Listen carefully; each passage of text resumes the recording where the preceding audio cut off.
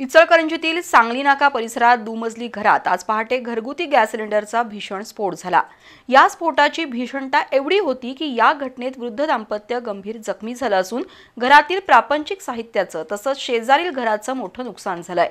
अण्णासाहेब अंदरघिसके आणि मनीषा अंदरघिसके असं त्या दाम्पत्याचं नाव आहे।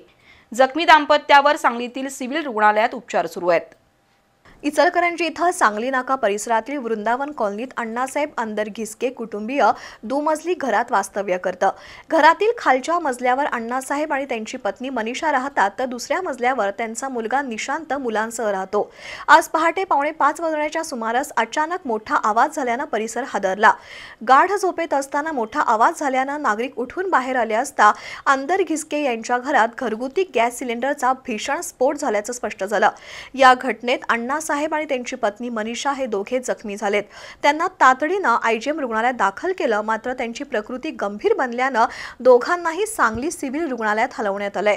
या स्फोटाची तीव्रता इतकी होती की घरापाठीमागील पत्र्याचं शेड भिंतीसह पूर्ण ढासळलं असून घरात शेजारील रिकाम्या जागेवर पत्रे उडून पडलेत। संपूर्ण घराला भेगा पडल्या असून घरातील प्रापंचिक साहित्याबरोबरच शेजारील बंगल्याच्या खिडक्यांच्या काचा फुटल्या आहेत। दरम्यान घटनेची माहिती मिळताच गावभाग पोलीस ठाणं, महसूल विभागाचे तलाठी, पुरवठा विभागाचे अधिकारी आणि संबंधित गॅस कंपनीच्या प्रतिनिधींनी घटनास्थळी भेट देऊन पाहणी केली।